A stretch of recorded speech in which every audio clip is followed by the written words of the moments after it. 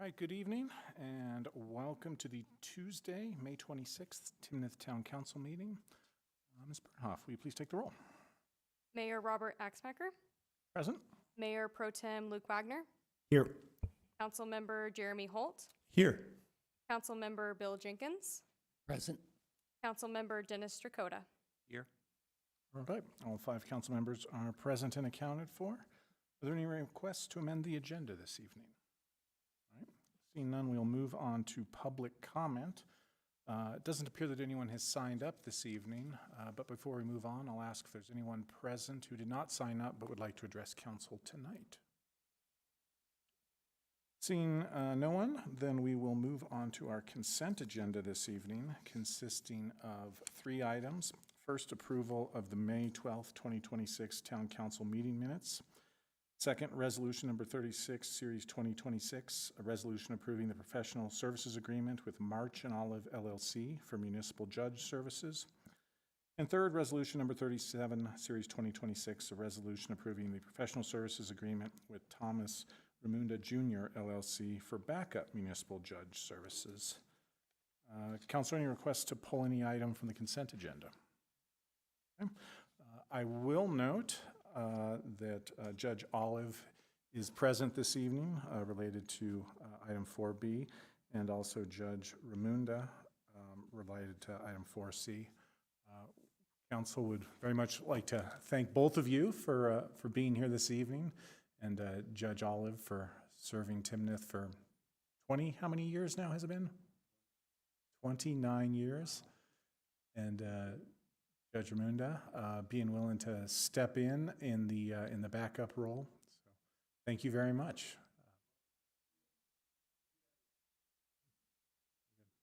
Well, we very much appreciate both of you taking the time to be here this evening. And so thank you. With that, is there a motion to approve the consent agenda as read? So moved. Second. Okay. Any discussion? And all those in favor of approving the consent agenda as read signify by saying aye. Aye. Anyone opposed, nay. Consent agenda passes unanimously. We will now move on to reports, beginning with council. Councilmember Jenkins, anything? Yeah, I have nothing. Councilmember Strakota. Just to note that there are a couple items on the agenda that I'd like to comment on, and I'm grateful to see the results of some activities by staff. So I'll make that Thank you. Councilmember Holt. I'll keep it short. I was able to attend the ribbon cutting for respite care. I know they had officially opened their doors, but did their ribbon cutting this past week. Very well attended. They wanted to share, well, 2 things. They wanted to share their appreciation to our police department for the extra love and support, especially late at night over there. So they said to say a big thanks. And I want to personally thank the police department for coming out as well.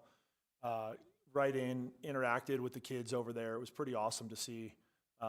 One of the young gals that actually helped with the ribbon cutting was trying to scare a cop, which is kind of funny because normally it's the other way around, where our cops were very playful and were interacting, and we're happy to be there. So kudos to our PD for being there, and congratulations to Respite Care for being our first major nonprofit in town. Mayor Pro Tem Wagner. Yep. So we've got our last water series this Thursday.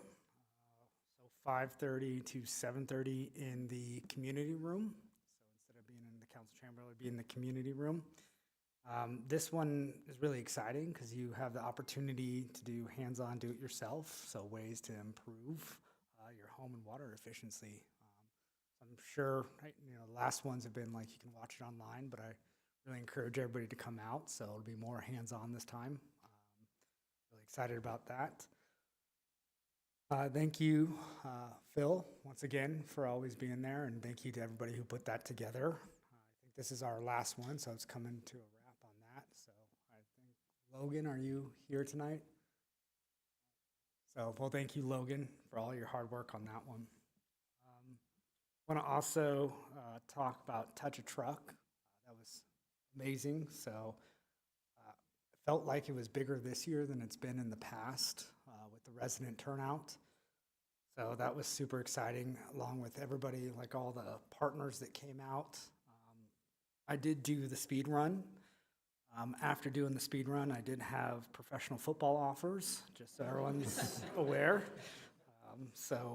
But once, it was really amazing to all the partners that once again come out to do that with our town staff, all of Larimer County, everybody who came out. So thank you to our partners. All right, and then I just wanted to remind folks about the Ice Cream Social, which will be Friday, June 5th at Community Park. Things kick off at 6. So free ice cream, entertainment. Councilmember Holt, are you doing the honors that evening? Yeah. So, thank you. Mayor, I do have one thing. Yes, Councilmember Jenkins, go ahead. Yeah, this Thursday, chat with the council member. I'm up 5 o'clock in the lobby here this Thursday. So I'll be available to chat with citizens on Thursday at 5. All right, anything else from council? We'll move on to staff reports, beginning with Community Development. Director Robinson. I do not have any updates. If you have any questions, I'd be happy to answer any questions. Anything for Community Development? Okay. Finance, Ms. Gagliari.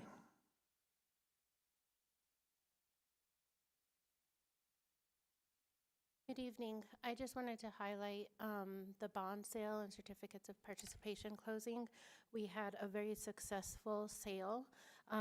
We ended up with with over a $5 million bond premium, an all-interest cost of 4.52. So our bonds were actually oversubscribed in the morning, so it was very competitive. Our rate is very favorable, and we'll be able to exceed our debt service with our revenue. So this year we will be able to put a good portion away into reserves for future replacement reserves and operating reserves for the rec center, given the debt service amount in the bond. And I'm willing to answer any questions. Yeah, Lisa, if I could. So, yeah, that was a great interest rate that you were able to achieve, and as you said, it was oversubscribed, which is, I know, always heartening to a finance director.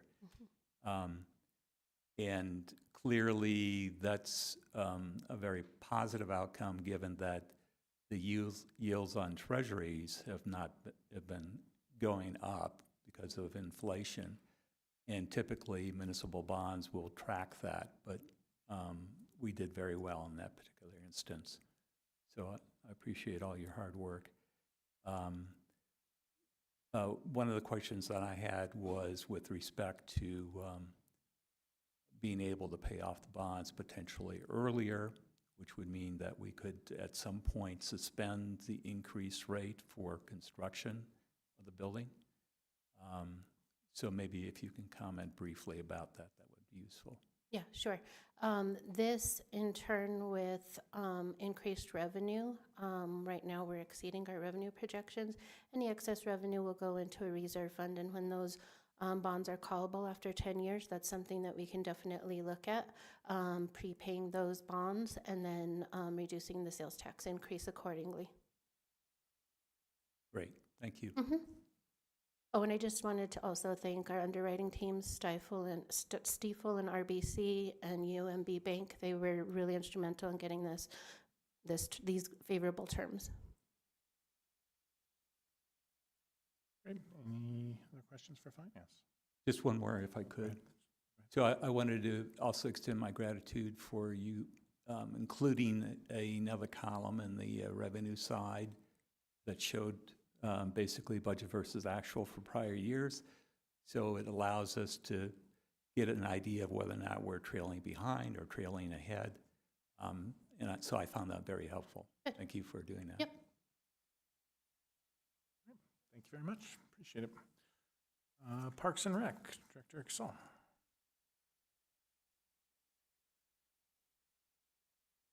So I do have one correction to my report.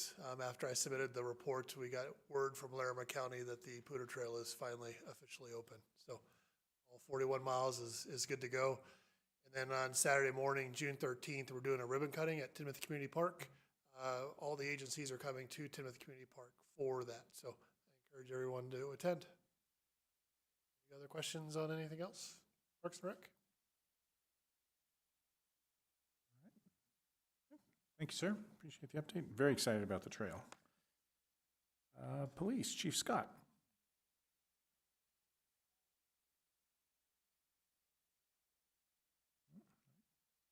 Thank you for being here. Public Works, Director Stone. Yeah, I just wanted to highlight one thing on the Pulse project. So we're at the phase now where we're completing certain work orders that were done. So we did complete work orders number 1 and 2, and they were under budget. So the town, I think we did get reimbursement from Pulse, about $122,000. So that's about a 4.8% savings. So just wanted to highlight that. Everything is proceeding very well with that project. Excellent. I saw on social media just earlier today, someone was talking about how they wanted to get rid of their current internet provider and just threw out a question, who do you recommend? And the first 5 responses all were, I have Timnath Pulse, I love it. Have had outstanding service, like they were all just glowing. So that's really great to hear that it's being so well received. Anything for Public Works? All right. We will move on to our regular business items. We'll start off with an update from the Timnath Main Street Board. I'd like to welcome Allison Keithley to give us the latest and greatest. Thank you. I do need it lowered. Hi, everyone. I'm Allison Keithley. I'm a member of our Timnath Main Street Board, and I'm just here to announce tonight that after almost really a year and a half of planning, the Timnath Main Street organization is now an official member of the Colorado Main Street program. This is, like I said, something we've been working on since before the board was even formed, going back to when we created the Old Town Steering Committee. This was something we had been talking about from the very beginning. So we're very excited to have been accepted into the program. We've completed all of the steps. And what this really means and what makes this so exciting is that now we have access to a network of Main Street organizations from across the state, and we can get technical support from the Colorado Department of Local Affairs, which can mean everything from getting help with applying for grants to, getting help from consultants with different ideas or projects that we're working on. So there's a lot of resources that come along with that. And so we just wanted to come and share and announce that tonight. Even though this is really exciting, we also recognize that this is really only just the beginning, even though it feels like we've been working on it for a long time. Now that we are official, this means we can really start hitting the ground running in terms of hosting events, connecting more with local businesses in Old Town, and really working towards the vision that we have as a board for Old Town Timnath. And then lastly, I did want to thank Logan. She's not here tonight, but did want to just take a moment to thank her and, just recognize the amount of work that she's put in. Not surprising, a lot of times when you work in public service, you are going above and beyond, and Logan really has been doing that in terms of the amount of time she's put into our organization. We also have received a lot of help from Jeremy, who has been our liaison from council for the last year, and then I know Dennis is now also helping in that capacity, and so thank you guys for coming to our meetings and giving us insight and answering all of our questions. We're really excited to be moving forward and just want to thank the town for all their support. So, and then if y'all have any questions, I can of course answer those. Great. Any questions? No, just congratulations again on getting that acceptance. It means a lot in terms of being able to, gain some technical support as well as recognition within the community. Yeah. Yes. will definitely help us to get our name out there as a town and, you know, like I said, get more access to resources. So thank you guys so much. Thank you, Ms. Keithley, very much. Oh, go ahead. Oh, yeah, sorry, there's Councilmember more Holt, go questions. ahead. No, Yeah, no, please. no questions, more of a comment too. Obviously, Allison has taken over the face of the Main Street Board, and you do a fantastic job of it, but I wanted to thank the whole board. Not all of them are here, some of them are camera shy, but it takes a village. It also takes, we have reoccurring members of the community that come and lend their support too. We won't mention any names, he might happen to be here in the crowd today. But it's a fun group that is all volunteer and is putting in a ton of work in a really quick period of time.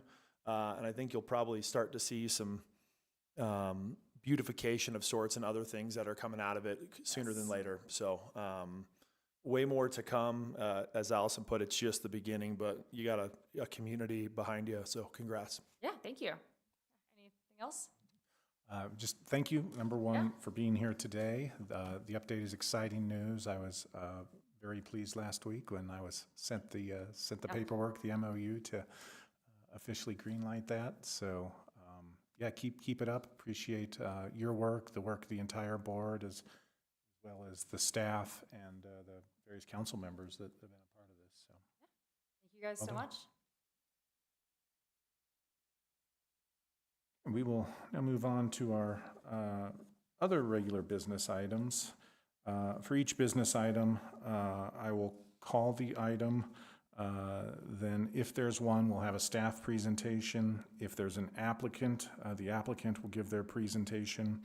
After that, council members will have an opportunity to ask questions of staff or the applicant. Would ask that we hold commentary or discussion until after there's been a motion, at which time we can discuss and consider any amendments, and then finally a vote. So with that, I will call item 6B, resolution number 35, series 2026, resolution approving the Fifth Amendment to the independent contractor agreement with A1 Chip Seal Company for 2026 road maintenance services. Ms. Moss. Oh, thank you. Good evening, Mayor and council members. It's been a very busy and productive year since I started here, so I haven't had the opportunity to introduce myself to all of you personally. I'm Stephanie Moss. I'm the town's procurement and contract specialist. Let me move on to the next slide. There we go. It worked. Thanks, Jada. So resolution number 35, series 2026 is to approve the latest amendment with A1 Chip Seal for continuation of our road maintenance services for 2026. Key points for this one. This continues our plan to complete annual road maintenance. That includes asphalt patching, crack sealing, seal coating, and concrete repairs that they've been doing for us for the last 2 years. Funding was included in the approved budget for this year. $965,000 of that is coming from the Public Works Operations budget, and the other $87,843 is included in our capital budget under the Transportation Project. Not much more to say, so with that, I move to approve resolution number 35, series 2026, approving the Fifth Amendment to the independent contractor agreement we have with A1 Chip Seal for 2026 road maintenance services. Do you guys have any questions? Questions for Ms. Moss, or if there's questions about the scope of the process, I'm sure Director Stone could also fill us in on those. And Director Stone, maybe just might be helpful. This is a $1 million item. What's the basic overview of what we're going to accomplish in 2026? Yeah, basically, one of the big things for the town is to make sure with our infrastructure, our roads is one of our biggest assets. We want to make sure we maintain those because, we're fortunate. A lot of the subdivisions are pretty new, but we got to keep on top of them, preventative maintenance. If you look at, it's just like with your house. If you don't do preventative maintenance, it's a lot more costly to do the road infrastructure. So this just keeps us like with seal coating and doing different programs to keep up with the road maintenance. We've been working with A1 now for maybe a couple of years. I think since 2024 we had the original contract, which we could extend out for 5 years, and they've done a great job. But so that's kind of the high level overview unless you have any specific questions. Questions? Councilmember Jenkins? Yeah, do we anticipate the budget for this growing in subsequent years? That's a great question. One of the things we've implemented is what's called a payment management program. So that helps us. We just finished out doing the assessment of we did one half of the roads a couple of years ago. Just this last year, we did the other half. And it's a program that we put in the dates, the years, what's been done to the roads, and it comes back with different models of what needs to be invested. So when we come back to you for the budget, we'll have a lot better data of what's needed. I know from, my experience and also Earl's experience, we've, been doing these programs for like 30 years. So we had a general idea of what was needed. And so just, we're pretty close. So I don't think there's going to be any drastic changes, but I think we've been spending these last couple of years what the town needs to keep up with the road maintenance. But we'll have way better data than just our experience coming up in this summer when we do the budget. Great, look forward to it. Go ahead, Councilmember Dakota. Yeah, I'm supportive of this amendment. I just wanted to recognize that these are the kinds of amendments that should be coming before the council. A meeting or two ago, we had, unrelated to Public Works, we had an amendment to our intergovernmental agreement with Larimer County Sheriff's Office for the services they provide the town, and it was less than 1%. And so in those cases, I realize that the Finance Committee has recommended that be maintained. I think that's something we should take a look at when the amount of the amendment is so low, it was like $3,000, that it's really kind of an imposition on staff and unnecessary. But clearly, something like this is important that should be coming before the council. Yeah, I absolutely agree with that. I think it would be great to streamline that process in the future. It's just not part of our policy at the time being, which was why we brought it that one to you specifically, because it was already over the $100,000 threshold. Yep. Justin, do you mind just sharing a geographic scope? Is this little bits in every road, or is this a specific area? Are we gonna year after year, probably to your point, which again, thanks for sharing that it's coming with more data, but are you looking at this in a Timnath Ranch or a Saratoga, or maybe give it an idea of what this dollar amount fixes? Yeah, I mean, I go back to the specifics in there. I don't know if they call out the exact roads, but part of the program is looking at the whole town. Yeah. So we do look at, it encompasses the whole town, but the big thing with the town is a lot of subdivisions were done at the same time. So there may be a concentration, especially when we do like a seal coat. We may work in one subdivision and get that done. But the goal is we're looking at the whole town overall. And so sooner or later, we'll get to the different subdivisions as we go. And the big key is to make sure we do it as it's needed, doing maintenance when it's needed at the time instead of just arbitrarily just going to different districts. Because we only have so much limited funding. We want to be very cost effective and want to do treatments that are going to really help and extend the life. But we do look at, the whole town, encompassing the whole town, so definitely. Part of the reason for that question too is like anything, when you bulk, right? When you bulk order, produce or concrete, whatever it may be, does it make sense if we're looking at this future, maybe it's a year or two ahead of when it might be needed, but because we're doing it all and it's one specific thing, does it make sense to tackle a larger area one year versus the next in this scope of work? Yeah, I can't answer that specifically. I'd have to get back to you on that. It's just something maybe to consider too as we're evaluating it. If the machines are already out, right, which is half the battle, and the people of maybe tackling a bigger scope one year versus the next to get a bigger discount long term. But I also in support of this too. So thanks. I think to add on to what Justin was saying, in their proposal that they gave us for this year, they have several options that are listed out. Some of them are like site specific, and some of them are just various locations. The last option on their proposal is, I believe, for the crack seal, and we have like up to a certain amount for the year that we can use at various locations. Pro Tem. Yeah, excuse me, and maybe this question might build off of that. Like, so we've got roughly up to, I think, close to $1 million on this. So since it's a unit price proposal, how do we keep the budget? How do we keep final costs within that in this case? Well, I mean, that should follow the course of if more funds are needed, then no additional work is provided until we can actually come back to council as needed to request additional funds and have an amendment for this year's services. Thank you.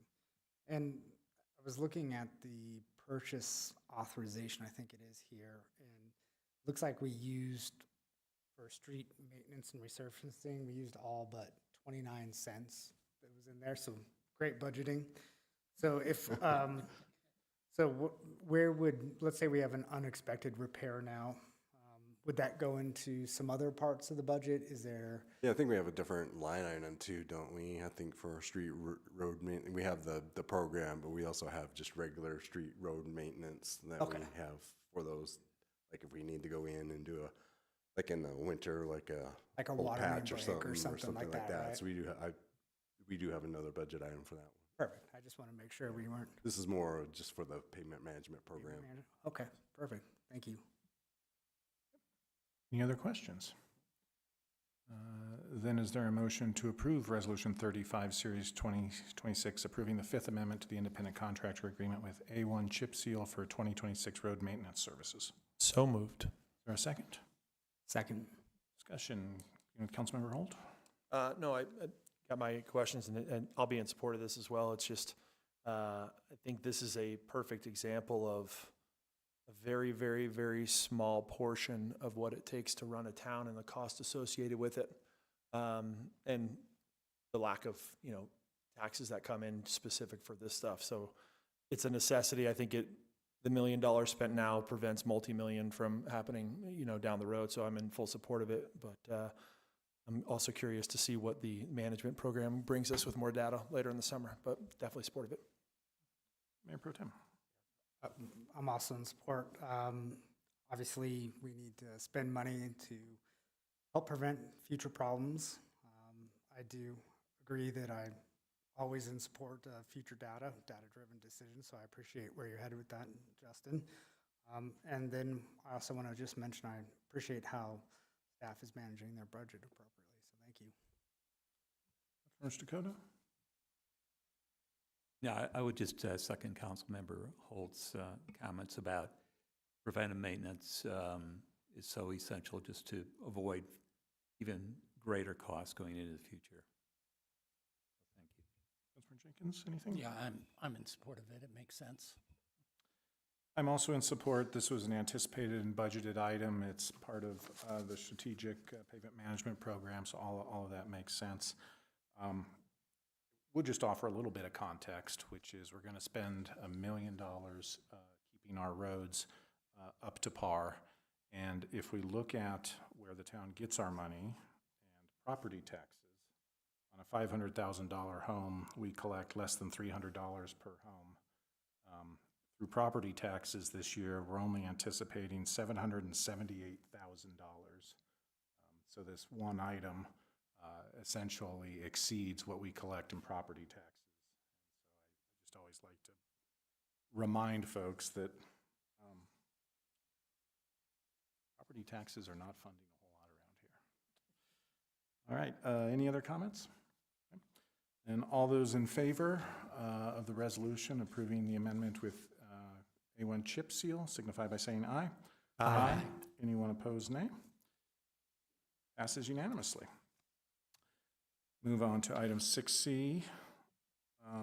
First reading and setting a public hearing on June 9th, 2026 at 6 p.m. for ordinance number 10, series 2026. An ordinance approving a petition to include property within the Ladera Business District. Director Robinson. Thank you, Mayor, Council. Again, this is a first reading. Just give a very high-level overview of this request. This is very similar to a request last year to include additional property within the Ladera Business Improvement District. Last November, Council approved their 2026 operating plan, and this request is consistent with that operating plan. did receive a question about types of things the plan and service or provide, and that would include services within the district. The item that specifically was asked about was security services. That was not specifically identified, but that does not mean it could be included in the future. Last time, lots 1 through 3 were included within the inclusion area for the business improvement district. All the property within the Ladera subdivision are zoned regional commercial and are identified within the future inclusion area. Currently, subdivision was just recently approved. That request, or this request is to include lots 8 and 9 to be included within the business improvement district. They're going to replat these lots and combine them. So we'll be seeing maybe an administrative plat to combine these. So lots in 8 and 9 will be combined into one that will be included within the bid. And the lots 4 through 7 will be merged into one lot and will not be included within the bid. So that's really the high-level overview on that. This is just a real quick markup of an exhibit that was included in your packet. Again, the top of the exhibit is north, where you have Weitzel Street. You can see the existing platted lots 4 through 7 on that north east corner of Weitzel and County Road 5. Those will be combined and not included with this inclusion. And lots 8 and 9 will be combined into one lot and will be part of the inclusion bid. With that, I'll be happy to answer any questions. I do believe legal counsel is here, Spencer Fain. If you have any questions for her, she's able to answer any questions you may have. All right, before we ask questions, is there anything from Ladera directly that we should be aware of on this? Questions? Yeah. Jenkins. Could you tell us why 4 through 7 are being excluded from the bid? Well, I think their plans change. They have a potential party that's interested in those lots, and it's not a business. And so currently, that's the strategy, is that if this interest moves forward, then it wouldn't make sense to have them within the bid. It would be part of their metro district. They have 2 metropolitan districts for residential type uses, so it may be part of that. So that's the current thinking today, but the lots 8 and 9, they do have an active party interested in that site that would be eligible to be part of the bid district. Right, and I presume if the residential use falls through for those lots and they go back the other way, they could be included in the future. Yes, they could be. We could be added again. Yeah. But all this is again identified within their future inclusion area, and it's consistent with their operating plan. Other questions? All righty. Then is there a motion to approve ordinance 10 series 2026 on first reading and set a second reading and public hearing for the petition to include property within the Ladera Business District to occur on June 9th, 2026? So moved. Is there a second? Second. Okay. Any discussion on this? No, I think it makes sense. I mean, Good. Then all those in favor signify by saying aye. Aye. Anyone opposed, nay? All right, this passes on first reading. We will be back for second reading and public hearing on June 9th, 2026 at 6 p.m. All right. Next, we will move on to our public hearing items. We have one this evening. As a reminder on these public hearing items, we will have the staff presentation. In this case, we don't have an applicant. At that point, I will solicit public comment. After public comment, we will engage in questions. Once questions have been answered, then I will solicit a motion, at which time we will engage in discussion and then finally vote. We'll call ordinance number 9, series 2026, an ordinance amending the land use code. Director Robinson. Thank you, Mayor, council members. I want to provide just a quick overview of the topic areas that this ordinance is covering. So the first topic we're looking subdivisions. If you recall, there was some direction to help clarify types of subdivisions and specifically prohibit private streets and residential subdivisions. So this topic area is addressing that. We're also looking at clarifying outlots for minor subdivisions. So these two changes help to avoid different interpretations of the code and set clear expectations for future development. Second topic area is dealing with some institutional, civic, and public uses. Some of this goes back to getting some guidance on some uses our code currently does not include for definitions and uses for data centers and detention centers. So this is bringing those uses and definitions into the code so that we are prepared if one of those uses were to happen to come forward into Timnath. And since those uses came in, it kind of snowballed the effect of how do we clarify some other uses within the code. So we needed to clarify and define what a police, fire, and rescue station is. That's to help differentiate the difference between what a detention facility is. Neighborhood clubhouse and pool was added. Again, we're developing a community facility or Timnath recreation facility, so we need to help differentiate what a neighborhood pool versus a community pool versus something that's a commercial recreational facility. So these changes are again being captured in topic 2. And finally, we're kind of looking at some updating public facilities. Again, the intent are these are more for service and administrative functions of the town and not a community center like the rec center. And then the last topic area is really looking at some minor clarifications. Again, this is looking at dealing with some building materials and allowing for some administrative approvals for new novel materials that are very similar to the materials that are approved in the town code. So that's just acknowledging that process with that. And then again, looking at our types of uses in town with the Parks Department and other subdivisions doing community gardens and other things. It wanted to help avoid some possible code interpretations of urban agricultural and farming, so there's some new definitions in there and what permissions are allowed with that. This is a summary of those changes.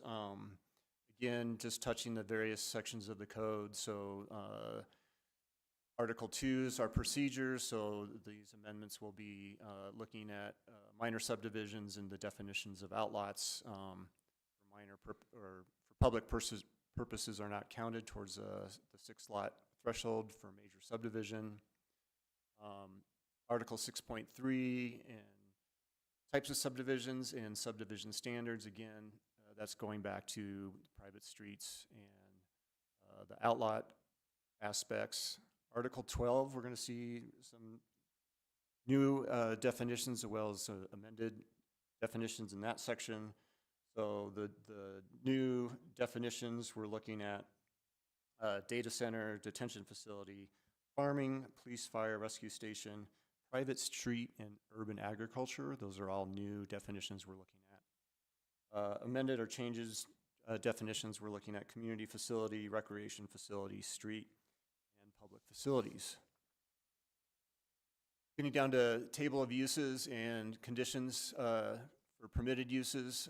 So again, those uses that I just talked about, there's some proposed changes that help define what's permitted or conditioned and any use-specific standards for those uses.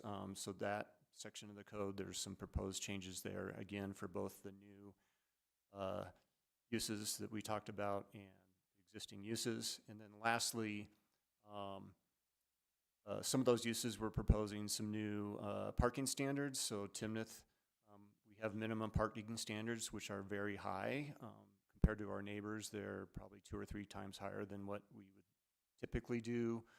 Thanks to the wisdom of our planning commission, they made a great recommendation to acknowledge that our current code allows for a little bit of administrative approval to 1.5 times that minimum, which again is very high. But now we're introducing a new topic for parking minimums and maximums for just these few uses. So there's a little bit of a correction in the code to acknowledge that difference in the table of parking uses. I think I'm going to stop here and allow for some questions. I have a couple slides set up for the community facility, the future site of the rec center, to talk about some potential allotments of land and parking, because I know that seems to be a topic most people are interested in, but it might be a good point for me to take a pause and see if you have any questions on the other sections of the code, and I'd be happy to talk about that. And I think this is a moot point, but we are slated for a public hearing here. Maybe this would be a good time to solicit that public input before we go into that. Yeah, I think you're going to want to wait till the entire presentation is done by staff, so. I can continue then. Why don't you go ahead and continue? Sure. So I'm going to focus our attention a little bit again on the community facility. Again, this is going to be the Timnath Rec Center. So this is the aerial photo of the 17-acre site outlined in red. It's a little over 17 acres. So if you start doing, and this is very crude math, if you start breaking out some acreage that would be anticipated for the future use. So to the north would be the mixed use district, identified generally about 6 acres. The building itself would take up about 2.3 acres. Using our current parking standard, we get anywhere from 5.6 to 6.2 acres of land just being used for parking. That doesn't include any of the landscaping or other things that are required with parking lots. If you throw in so parking for the parking lots, that would be about 0.4 acres. We would punch through a public street, just generally without getting into the street design and some of the things we're considering. You're looking at about 1.2 acres for that. And then lastly, there's some storm infrastructure and easement with the Magellan pipeline, so that's about 1 acre. So if you just do the math for there, we've consumed 17 acres of land. That does not include any landscaping or buffering that may be required with the building. Does not include any other site amenities that were being discussed, such as outdoor meeting areas, possibilities to hold events and other things. How do you make that more of a relationship to the northern properties for the mixed use district? There's talk about connecting this to the old town and to the trail network, and how do we bring residents to the site? Doesn't include ingress or egress into the property. And lastly, this assumes that everything can fit neatly. It's not necessarily a very geometrically uniform shaped project site, so we're probably going to lose some inefficiencies with the shape of the lot of that acreage.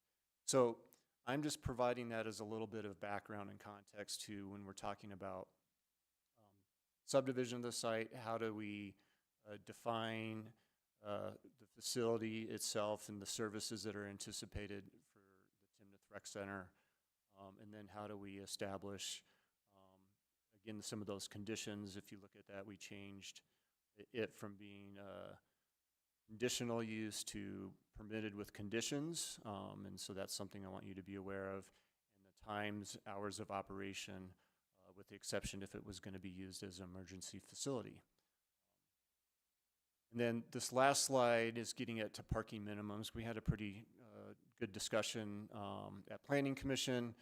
I reached out to some of our area agencies and asked what their respective parking requirements are. The last council meeting, I handed out a exhibit about research that was done on the Windsor parking facility. So again, this is just some overview on what their requirements are. Windsor comes out to about 3.6 per 1,000 square feet. That was done about 10 years ago. Fort Collins Southeast Community Center, which they're doing a library, and they have some other aspects of that site, but it's being designed at about 2.5 spaces per 1,000 square feet. But they have the option to add 58 spaces in the future. That's something that we've done here at Town Hall. We've done it at the PD building as well, as we've approved more, but we only built so much so we could add more in the future. Larimer County and Timnath, again, those are the examples of our parking requirements. kind of going back on the policy question of why would we do parking minimums and no maximums, this gets to some of the, I guess, indirect costs of parking. First of all, land is very expensive. So if we're gonna take our 17 acres and use a significant portion of it towards parking, what opportunity costs are we gonna spend on that? So wasted space, is that parking gonna be used all the other time? Could that space be used for other things, such as retail generating activities to the north, such as amenities on site, events, spaces, those sorts of things? There's environmental aspects that we all know about, heat island effects with parking lots. We try to mitigate that with landscaping within the parking lots and other strategies you can do. Flooding and pollution, yes, we all know that when you make an impervious surface, we have to deal with stormwater, and so there's lots of nasty things that come off our vehicles and they end up on the pavement and they drain, and we have to treat that stuff. So again, another kind of indirect cost. Many parking lots are not designed very well for pedestrian safety. Some estimates say that that can increase incidents with pedestrians by 20% compared to public streets and other things that you have. And they seem to be counterintuitive to helping mitigate traffic and reducing sprawl. So again, the larger, bigger parking lots you have, you're getting your uses separated much further away. Then it makes it harder for people to walk between your uses. So again, it's kind of a counterintuitive method when you're looking to build somewhere in a urban environment. What's the right size parking? So the proposed range that we're looking to do is to provide an absolute minimum would be the bare minimum at 2.5 spaces per 1,000 square feet. But it doesn't mean that that's what will be proposed. And again, working with the design consultants, the experts that do this nationally around the country, we'll come up with a pretty good expectation based on the programming that's going to happen within the facility to help us identify a good amount of parking that's going to be provided. And then again, the parking maximum would be what our current minimum is. Something to keep in mind, I'm looking at as this is a pilot to look at. The community is not looking at building too many rec centers in the future, nor are we looking at doing another police, fire, rescue station in the future. So the things that are captured under the parking minimums and maximums is really fairly safe. And again, it's just a pilot to look at how this would work moving forward. And lastly, the bullet I have up there, as you know, we've had some appraisals done on some property, town property that the town owns. There's a commercial lot that the town owns that's comparable to this. This property was purchased in 2017, I believe, for almost $2 million. It was 1.1 or 1.9 millions. I can't remember what the amount was, but the appraisal that came in now, for each space increase per 1,000 square feet, so if you increase it 2.5 to 3.5 to 4.5, we have 1,000 square foot rec center. You're talking about 100 additional spaces on this property. If you do the simple math of what that land is roughly evaluated today, you're talking about $6,000 per parking space. So if you add 100 spaces, your raw land is going to cost $610,000, not including the paving, not including all the other things that come with the parking. So I know there's concerns about not providing enough parking, the externalities with where this parking may or may not go if the rec center has a large event. Does it spill into the streets? All our streets are designed to have on-street parking. There will be a public street on this lot, and we're talking about ways to help provide additional parking for on-street parking. So there are strategies to look at, as well as shared parking with the mixed-use district to the north. So as you know, a lot of people are very familiar with the Windsor facility. PD, their police department actually moved out of their current building and built themselves a very nice building there. And so that use is much different now with their community development in their office, and it's not getting as much storage demand that maybe their PD had at the time. And so that might be a good example of how their shared parking might be working better at that facility now maybe than it did a few years ago when their PD was currently housed in the building next door. So we've had some good feedback with, our neighbors about parking and what kind of issues they're are facing. So with that, that concludes my presentation. I guess we turn over to public comment at this point, so. Great, thank you. So I will now turn to public comment on this. It doesn't appear that anyone has signed up, but I will ask if there's anyone present who did not sign up but would like to address council on these proposed amendments. Seeing none, then we will move on to council questions. Councilmember Strakota, would you like to start us off? Yeah, so I will, instead of getting to parking right away, I don't want to disappoint you, Scott, but a question about the detention center and the other facility, I'm sorry, the data center.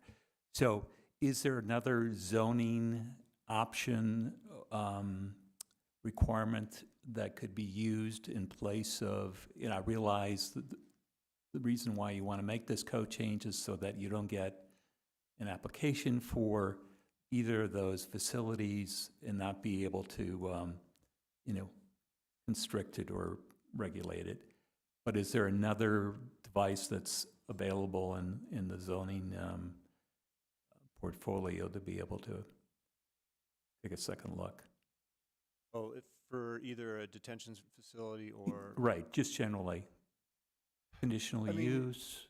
We could, it gets, the way the code's structured, you could give staff the ability to do interpretations, but it gets a little bit messy. And then once you determine what that could be, that use could be, then you have to apply the development standards. And so it doesn't always align. And then I think, in particular, depending on what that interpretation could be, somebody might not want said use in a certain district, even though that interpretation might allow it in that district. So that was kind of the balancing act of trying to, specifically when you're looking at data centers, it's a little bit tricky on like what's the right size, what's the right fit.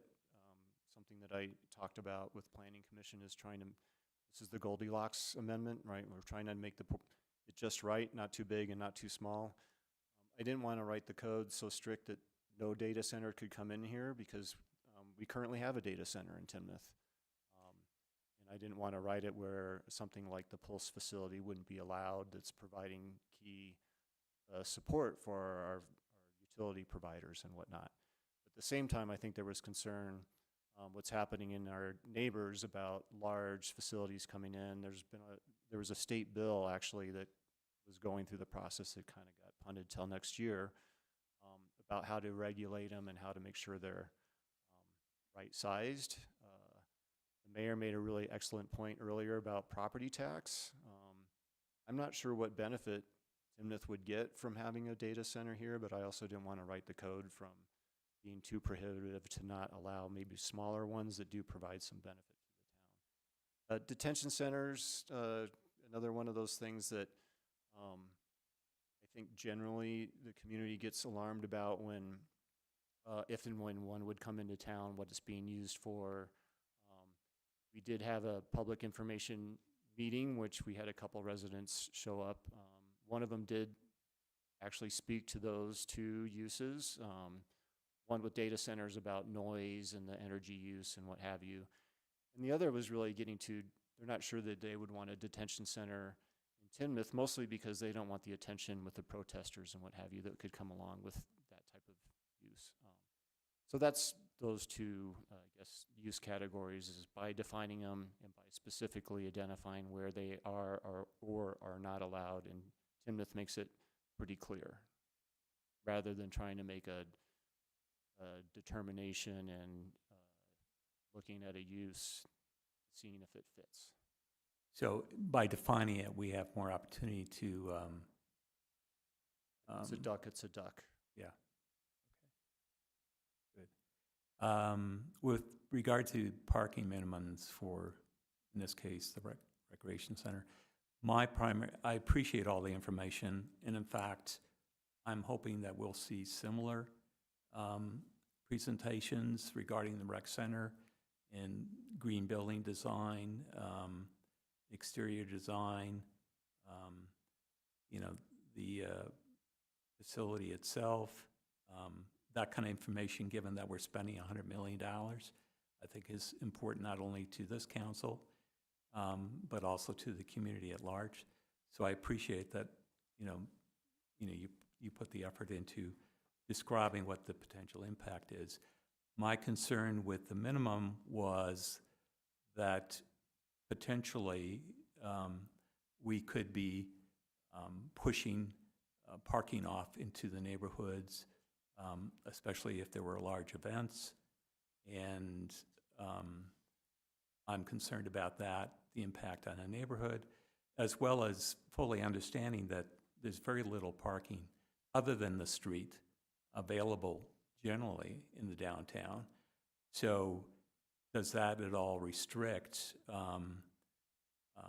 the potential for adding businesses, retail, beyond the Artisan Village, but also the Artisan Village, but on Main Street?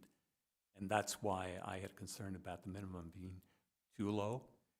And as you indicated, the table you provided at the last council meeting indicated that, that other communities were using, on average, 3.5 per 1,000 square feet. And that's why I thought it would be useful to, at the very least, have our minimum set at that level, so that we didn't end into a situation where we were not providing adequate parking. Yeah, again, I think I look at the minimum as, I apologize for interrupting you prior to that, council member, but I like to compare it as what type of event are we planning for on minimums. So if we do a comparison to a tornado or a hurricane, the minimum, are we going to set it at a Cat 5 or threshold? If we're going to provide so much parking, we're going to wait for that one time a year where we're going to bust at our seams. And that's currently what our minimums are, is at 1 space or 7 spaces per 1,000. If you do the 2.5, that might get you down to a Cat 1 hurricane. Like, yeah, it's going to probably do really well most of the time, but if you get a Cat 2, we might have some trouble, right?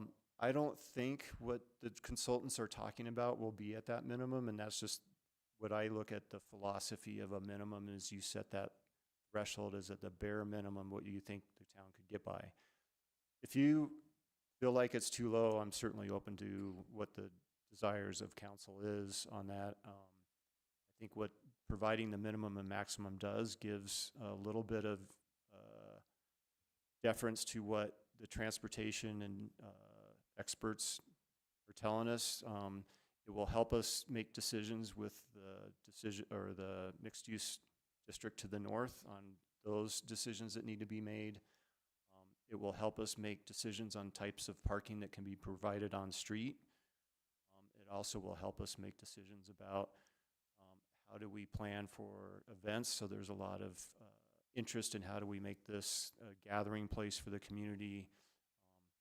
So if a lot of space is being consumed for parking, then that might make it hard to have places for events and what have you on the north. So certainly it's a balancing act. It really gets into the types of programming that's going to happen into the rec center. A lot of the programming that's going to happen, what I think I mentioned last time, is there aren't these large tournaments. There aren't these competitive tournaments where you might need to have that turnover coming in. It's more family oriented. The facilities, peak times and what have you, wouldn't suggest that we would need as much as the maximum anyway. But yeah, happy to take any other additional questions you may have or other council members. Good. Okay.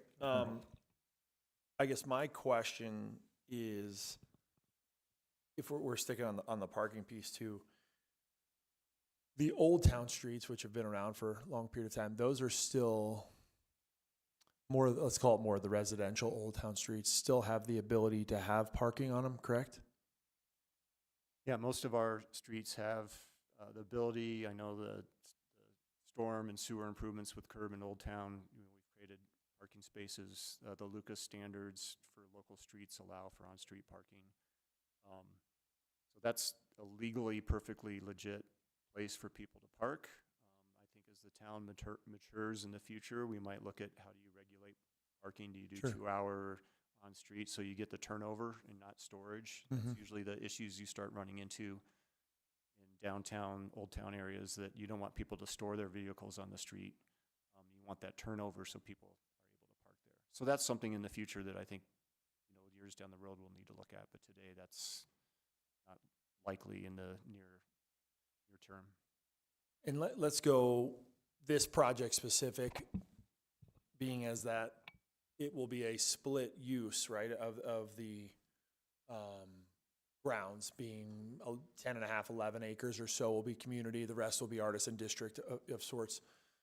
This parking 2.5 to 7 recommendation is solely based more on the community side of it, not necessarily the artisan district piece of it. Is that correct? Yeah, that's correct. So the commercial piece to the north, whatever uses go in there will be based on whatever use comes in with that. So it would be using a different standard, which would be using our minimum standards. When again, our minimum standards are very high. Right. So and that might be something we might want to look at in the future again, Sure. is do we need to recalibrate those parking standards? Because those northern lots, depending on what that commercial use comes in, might trigger a lot of parking that consumes the majority of that acreage. So that gets into how do we get that right balance of shared parking, the right mix of uses so they're complementary and not getting the peak usage at the same time. And I think a key piece for me here, and then obviously those listening at home and here as well, the 2.5 is a minimum, right? It means that we could, if we wanted to, go to 2.5 and I mean, the town doesn't just do things on a whim, right? If a developer or consultant, whoever it is that's putting the project together, recommends based on the usage, 2.5 would be the minimum, but maybe very well like, we're gonna have pretty high use here in the future, new center, whatever it may be, where 5 might be better off. But it allows us in the situation to go to 2.5, so we don't have an abundance of blacktop just sitting around. But that doesn't necessarily mean that we're automatically going to 2.5. It's more of the recommendation, which is gonna come in front of Planning Commission or Council for final approval anyway, correct? Yeah, so once the rec center gets to the point where it's site plan approval, we have to go through the plating, which is not going to get into the on-site parking, but depending on the street configuration, again, there'll be some parking numbers, better parking numbers that we could provide for on-street parking. Site plan will then get into what's the count that we are getting with the site Sure. plan, and that would be done at the planning commission. And it's normally backed based on, hey, based on this utilization in the surrounding areas, here's Yeah. the recommendation with, data. Okay. All right. Those are my questions. Thank you. Councilman Jenkins. Yeah, I'm fine with the 2.5 as a minimum. But I think what you're getting at is how does this fit in the overall Old Town scheme of things with future businesses, the so-called artisan area, which is likely to have commercial entities there providing various kinds of services. And also, as we talked about before, how does it connect from a design perspective into the Old Town area? Since it's immediately adjacent to it, you really need a holistic view of how this sits, how the usages beyond just the rec center work together to provide a cohesive environment, and not just for parking, but for if we really envision this as an area where the community gathers and spends time beyond just going to work out. We really need to have a sort of a comprehensive view. I mean, think about it as if this was a new regional commercial center area, right? I mean, you have more of a holistic view of what are the traffic requirements, what are the parking requirements, the different uses. So I think there's a lot more to be learned from the experts when they get down to the design. But I hope that it's not just focused on the rec center, that it really needs to take a larger geographic view that includes the Old Town area, so that we can make thoughtful decisions about parking and I'd hate to see all the parking, have it be the rec center and large amounts of parking in a little strip mall kind of on the street there on the north side. It would, to my mind, really miss the mark in terms of community gathering area. So hopefully we'll learn more as time goes on, and just because it's 2.5 doesn't mean that's what's gonna be there.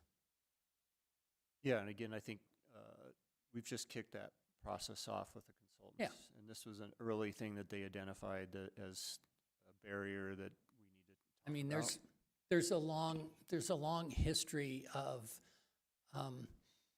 having too much parking or the requirements for very high parking requirements resulting in very expensive projects being canceled because the parking is too excessive, right? So hopefully we get some good design and good thinking about how the rec center and parking fits in the overall Old Town area. Yes, we're definitely thinking about all those moving parts. Mayor Pro Tem, questions? So on the subject of parking, but I would like to come back to data centers and detention. And I know we still got private streets and then also equal or better, I think, in here. But Scott, I want to ask a question, and this is a general question, maybe for Timnath, if you could answer this question.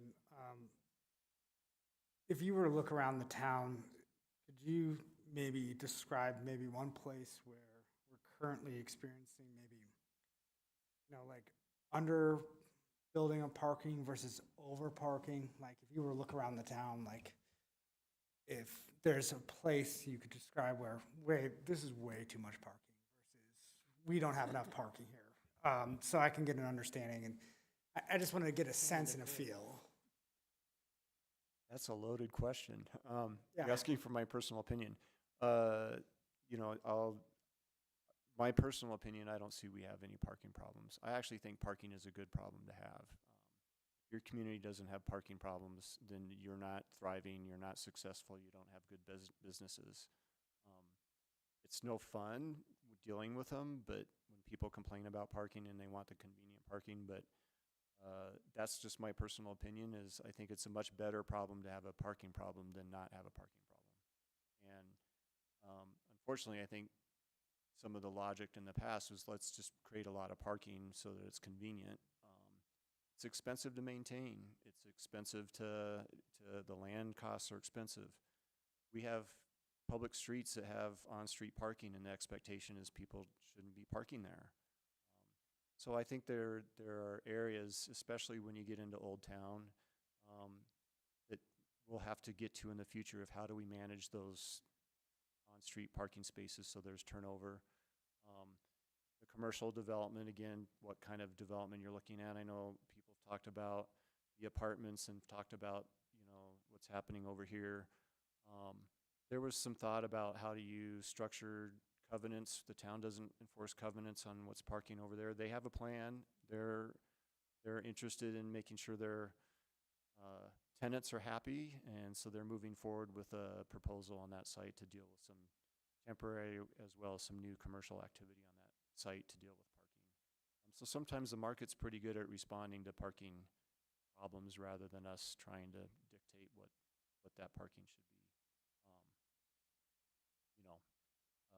We've all talked about some cases in Ladera about, again, some of the uses where they have large parking and they're not active, and other uses are very active and they need more parking. And how do they get along with each other. It doesn't always, that's more of a one-to-one, neighbor-to-neighbor relationship than the town can get into on some of those. But I don't really see a parking issue in Timnath. Yeah. And so let's say we, again, I'm trying to stay in a hypothetical world, I guess, then here. So how much discretion does staff have to approve additional parking in this case? So if we come back in this case and we say 2.5, or we want to go change it, what would that process look like? And I think you said the site plan would be how this would happen. What would that look like if we wanted to change the parking?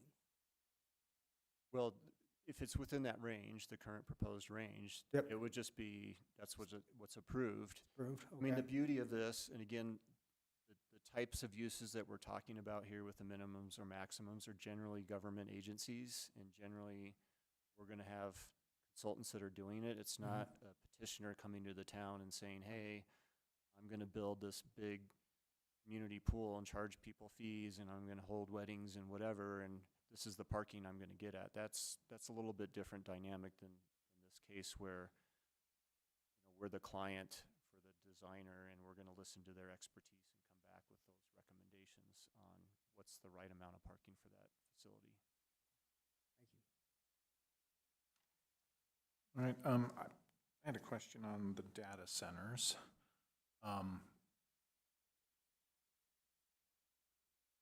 The recommendation now is to allow data centers in either industrial or the regional commercial. And I guess I've kind of been internally thinking back and forth whether or not we should restrict it to just industrial. So I'd be interested in hearing what the potential use cases could be that we would want a data center in the regional commercial zoned area. It's really a policy question I was struggling with. I had it in ag land, and planning commission's like, why would you do that? I'm like, that's a good point. I don't know why I would do that.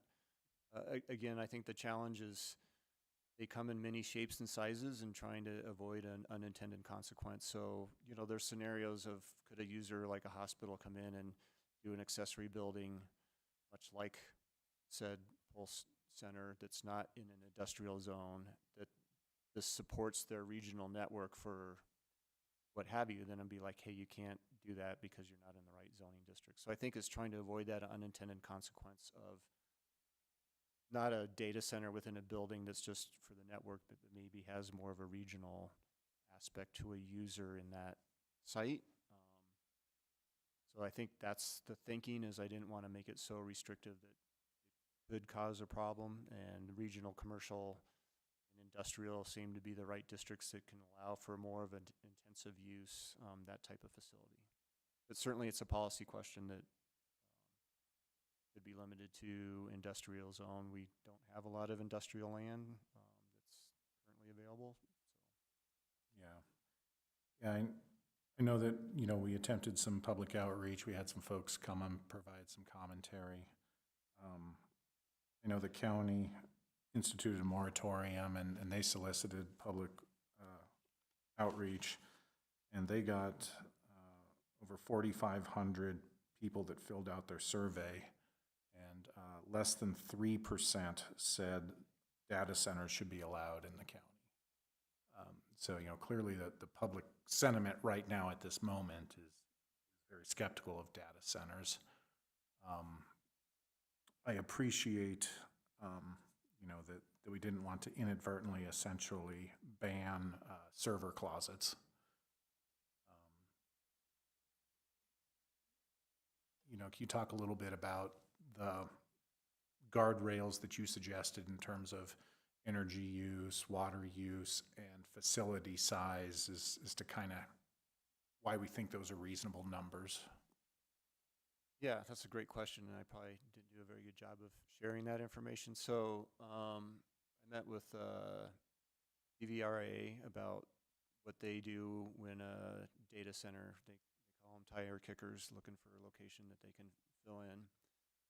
Generally, in those large data centers, they're looking at places where they can easily absorb a gap in the energy. So that would be a former user that already had that energy being distributed to that site, and they could easily absorb that without having to do infrastructure upgrades. And so typically what they would do is if somebody came in and wanted to do a large facility, I think Excel's pretty similar. They have a new policy, but PVRA anyway would require them to do the appropriate study to see how much those upgrades would cost, and they'd make them pay for the study and pay for that infrastructure increase, and those costs would not be put on to the ratepayers. And that's a very similar policy that we see with our water providers. Again, it's more as a protection just to make sure that a large one doesn't come in and catches them off guard, but they have very similar policies that they would require for them to pay for those upgrades. And it would be costly, but it's really more about making sure they're aware of it and kind of protecting them. The language that I included in there for the water is almost verbatim of the Loveland Fort Collins Water District on what their policy is. The energy amount and the sustainable energy offset is just to allow for a little wiggle room, because there's some fuzzy math on what a megawatt is and what, how much is used. Again, I didn't want to set a hard cap on this amount, and then if it goes over that, it might be okay, and they could do some on-site energy use with solar panels or what have you. The Pulse facility, with my rough estimate, working with Earl and Public Works, equates to maybe 80 homes a year on energy use. It doesn't use any water. There's nobody that parks there. There's no need for parking. They get a technician that shows up randomly now and then. So it's a pretty benign use that nobody even knows exists. And so that's where some of my benchmarking was setting at those thresholds of about how much energy, about what could seem reasonable on that. Thank you. Before we move on to discussion, any other questions? I do have some questions.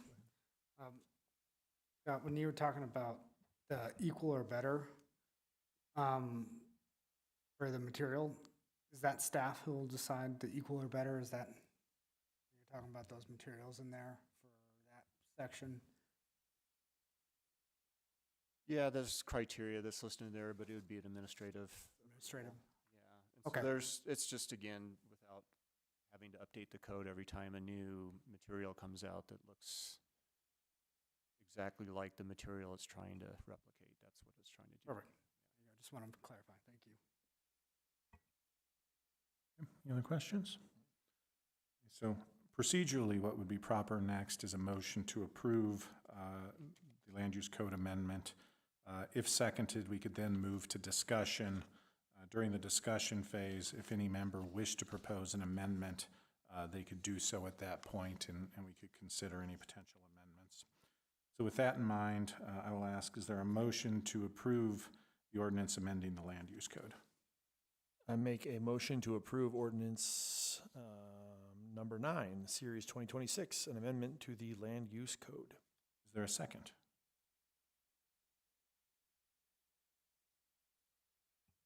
I'll second. Begin discussion, beginning with Councilmember Holt. I would first like to thank, you guys are on land use code blitz these days and making changes, and it's ever changing, literally by the month. So appreciate the time and effort that you guys are putting into these. I think these all make sense. I know there's some questions on the parking and the facilities. I think that 2.5 to 7 gives us a really good gap where we can put the right thing in place on the low end when it makes sense, and we can go all the way up to 7, which is, I'd rather have our minimum set significantly lower than it is now, where our maximum is creating a parking issue in a bad way with too much of it. And then as far as, the others go, I'm in support of the community's outreach and the statistic that the mayor put out there, when less than 3% of people are wanting it. It's definitely something we can't just say, nope, never. But when we restrict it and we make it in the areas that it's possible for the size and the need, I think that helps and gives the town more peace of mind that they're not going to have a 1 million square foot energy suck coming into their town. So I'm in full support of it. Thanks. Mayor Pro Tem.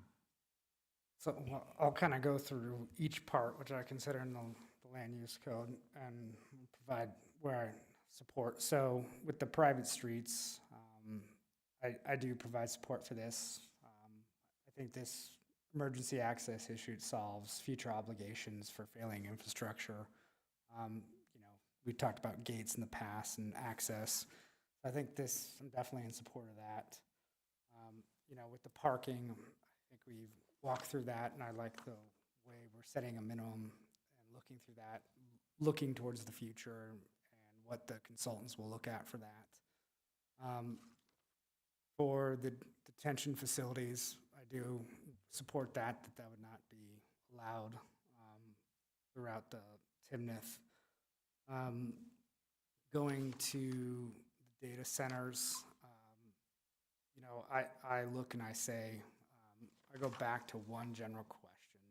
It's not for me, would we unintentionally not allow something, but could this unintentionally limit future economic development? And I look at this and I say, for me, that's a no in this, and that's why I would almost want to handle these like detention facilities. I don't see data centers driving any economic development. Not only are they loud, possibly, or big, noisy, use power, use water, but I did some research and I just don't see them creating jobs. I don't see them creating, long-term jobs. Maybe we have a short-term, jobs that come in or some short-term taxes, but I just don't see looking at this as future economic development. This isn't what we're trying to drive here in Timnath, economic development. So I kind of look at that and say, that's not maybe something where I want to go with these. So I would look to other council members and say, do we want to remove it from definitely regional commercial, in my mind, to say, we don't have very much of it. We should keep those, what we've talked about earlier in the meeting of maybe our sales tax areas as much as we can. And I would even be in support of removing it from industrial.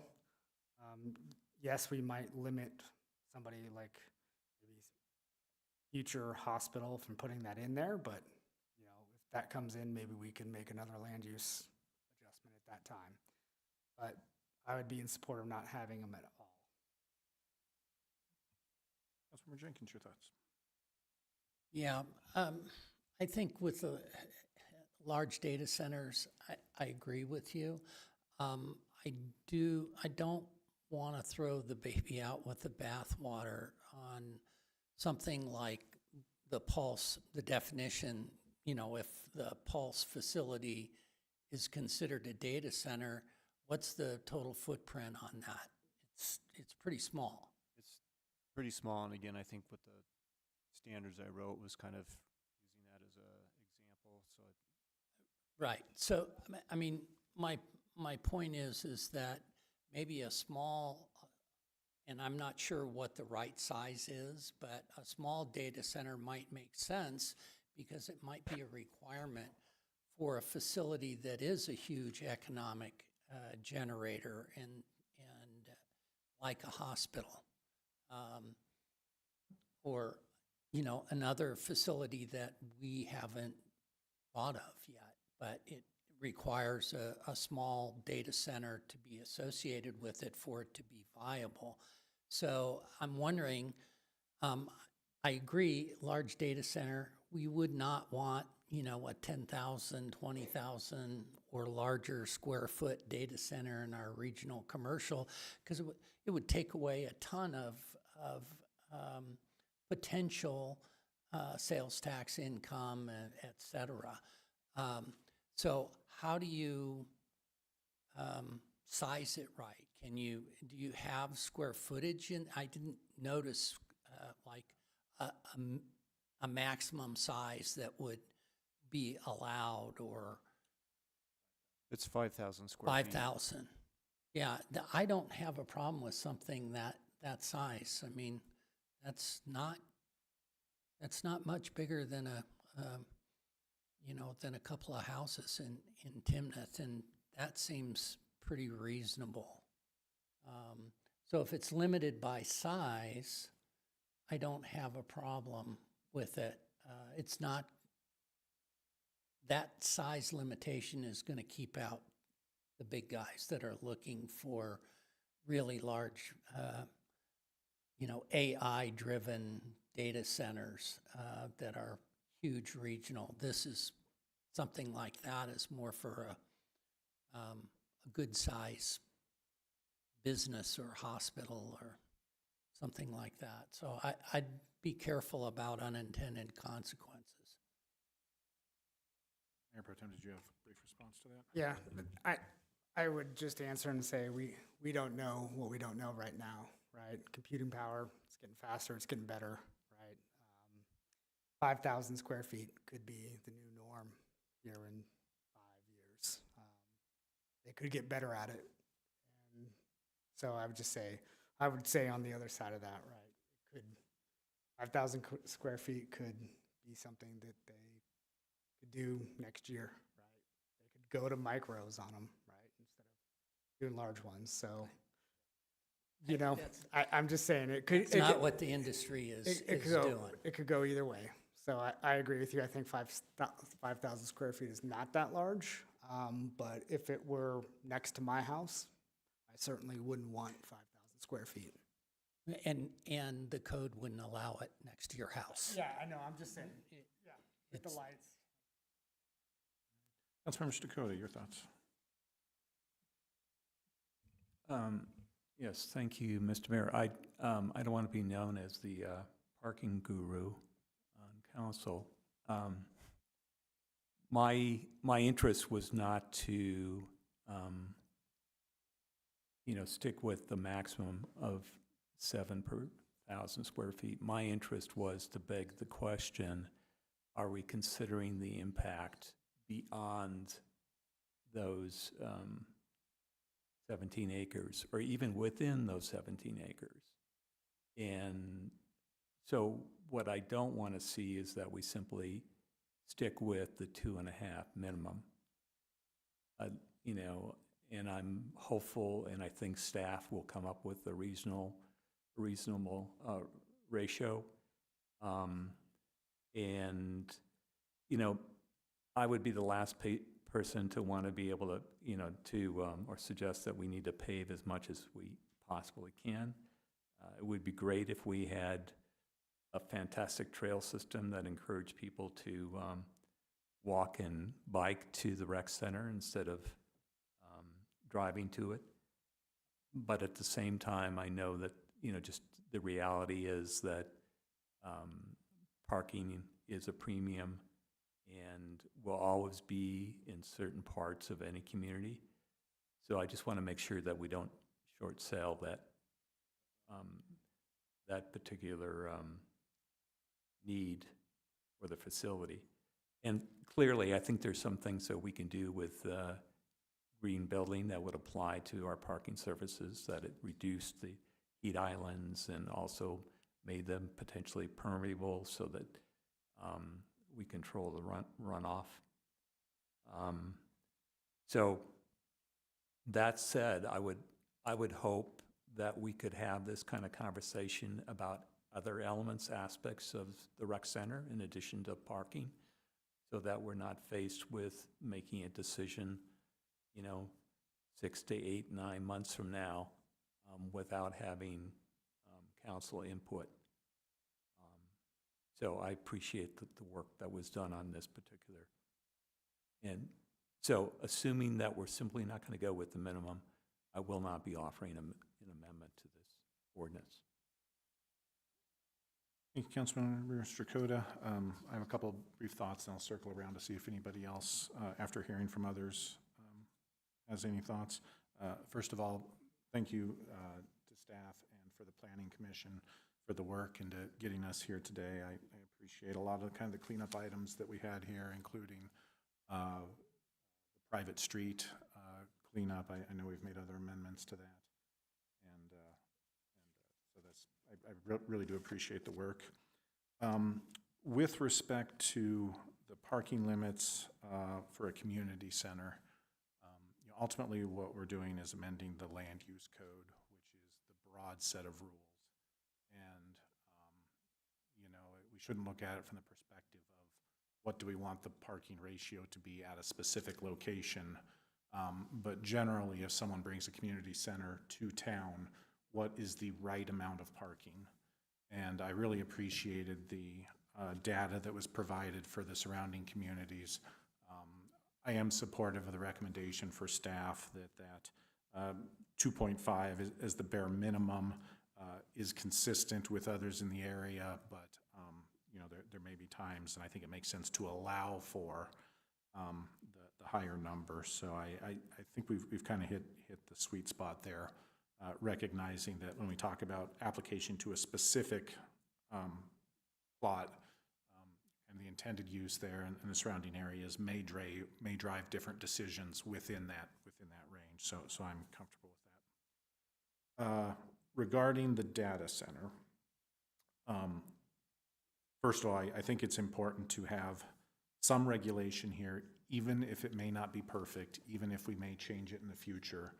I think the worst thing we could do here is not have regulation and then be forced with having to accept something that we have no rules on. So I appreciate the approach that staff has taken here to try to find that happy medium between definitely banning large data centers, but maybe allowing some smaller uses. I'm curious other people's thoughts. I would offer two specific suggestions. The first is to remove data centers from the regional commercial and only allow data centers in industrial. That's my first suggestion. And my second suggestion would be to change the maximum square footage from 5,000 down to 2,500. I know that may be arbitrary, but I just kind of picture 5,000 square feet is a large home, right? A McMansion. And that feels pretty big to me. So maybe half of that, for me, might be that compromise. But those are my thoughts. I'm curious if others would be open to those potential amendments, or if we think we've already got it nailed down. Go ahead, Councilmember Holt. Couple things. And since you brought it up, I was very cautious as whether or not to go down the rabbit hole of where my brain's going, but is there a way we can limit what the data center, if a data center like a Pulse, right, which brings, you know, serves a purpose, was, and to your examples, so if it's a new technology company that comes in and has 100, you know, new employees and generates revenue and brings income, but needs that space, can we limit what the data center can be used for if it is a hospital and that, you know, it's 1,000 new jobs? I am in support of potentially relocating it to one specific area, so it's away from, you know, and we don't have much of that here, so it doesn't happen to be right next to a bunch of homes. I don't know that the size, to me, you know, 2,500, 5,000, if there's the ability to potentially limit what that data center is used or is in conjunction with, if that's an option, I think I would be in support of that. If not, I would be in support of your recommendations to reduce and limit the amount of space where it's going. Dr. Everson's thoughts on that? Well, again, it gets to an accessory use, so if a permitted use is allowed and this is accessory to that use, then it wouldn't be necessarily a data center, but it may have some of the externalities of a data center, right? The heating and cooling and water and whatever, so there might be some interpretations of that. But generally, if it was a permitted use and it was accessory to that, it wouldn't be, this would be more for a standalone data center. I can't remember what the size of the Pulse facility is. I want to think it's a little bit bigger than 500 square feet, but just don't know what that is. Again, when I was looking at what other communities were doing, trying to find a happy medium that maybe there could be some employment opportunity, but not likely, right? So I think what the mayor is proposing would pretty much kill any kind of employment opportunity if it was 500 square feet. What was proposed. For 2,500. Oh, 2,500, okay. So I think, again, that's where I was trying to find the Goldilocks, if it exists. I don't know if it does, but that's what I was started with. Yeah, so my feeling is reducing it to 2,500 if you're going to put it in an industrial area only doesn't make sense. Industrial areas have lots of uses. They make noise. It's industrial, right? On the other hand, if it was allowed in regional commercial and you shrank the size, that would make more sense, that it would really limit it to something that's likely to be associated with a larger entity that is providing jobs or economic input. Nobody's going to build a 2,500 square foot. I mean, that's a house size facility unless it's associated with some other business in the area. So I guess I'd be in favor of shrinking it to 2,500 if we kept it in regional commercial, and if it went to industrial only, I would not support shrinking the size. Other thoughts? Mr. Mayor, if I could, sorry, that was loud. Yep. If you do have something that so we've been talking about hospital, but if you had a use that needed something like that, one remedy that I don't love, but I think would be useful in this circumstance is using a PD overlay. And so it would allow to do that. I'm not a huge fan, but generally the PD overlay is utilized when the proponent has something to offer, which in this case would be some sort of economic value. That is your traditional use case. As somebody who doesn't love that the town is predominantly in PD overlays, I don't love it, but it does allow you a window if you wanted to allow and incent somebody. That's just for thought. Yeah, and also admittedly, if something came on the radar that really made a compelling argument that 2,500 is not right, but 4,000 is, we can amend the land use code in the future. It takes 2 readings, but. Or you could do it in a PD overlay. Go ahead, Mayor Pro Tem. Oh, yes, go ahead. Did you have thoughts? Oh, so what now is zoned regional commercial within the town? It's mostly the properties to the west along Harmony and I-25. Ladera and the Walmart and Gateway North, Gateway South, and Ladera. Let me ask you this. Oh, go ahead, Mayor Pro Tem. Yeah. Sorry, please. Yeah, I'm in favor of just pulling it out of regional commercial. That's where I stand. If we can't move forward with less than 5,000, I will happily stay at 5,000. I'm just in favor of not having them anywhere. So if we can do 5,000 and get regional commercial out, I will stand by that. But I just don't think, going back to my original point of, what economic development are we going to drive? To me, there's none, but I will happily pull that out of one of our most economic development areas, which is regional commercial. So I will support that. And I'd be comfortable with the compromise of pulling it from regional commercial, but leaving the size. And it sounds like. Yeah, and I could support that. Just a quick question, the Pulse facility, that's a perfect example of a data center that does have broad economic benefit to the community. And so you wouldn't want to completely not allow it, or we'd say, hey, Pulse, and there could be another technology like fiber 10, 15 years from now that comes down the pike that needs a small, quote, data center to be viable in town. You wouldn't want to lock that out. So at Pulse, is it currently located in industrial zoning? Yeah, it is. So, yeah.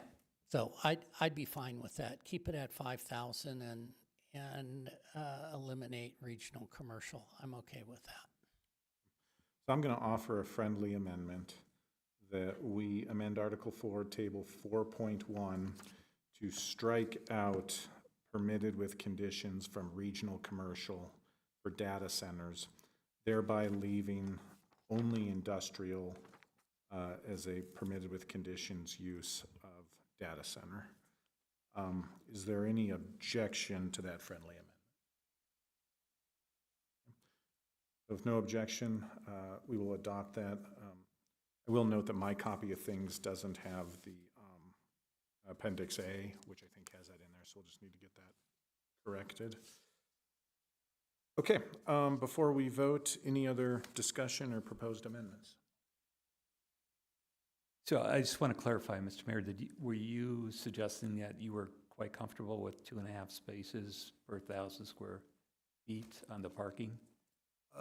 No, not as, if I can further elaborate, meaning that you don't believe that more than 2.5 is necessary for the recreation center? My position is that looking at the land use code generally, if you were to put a generic community center in Timnath, allowing 2.5 is consistent with what we see in others in the region. I think the question of how many spaces should we have at the Timnath Rec Center is a different question, and that that is answered through the design process there, but it necessarily, based on this amendment, would be somewhere between the 2.5 and 7 on the high end.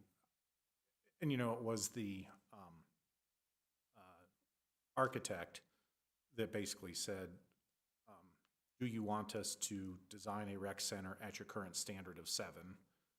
Because if that's the current standard, this whole project looks much different. And so, that was the impetus to this conversation. So I'm comfortable with where we've landed. I'm glad to hear that. No, I wasn't comfortable with 7 either.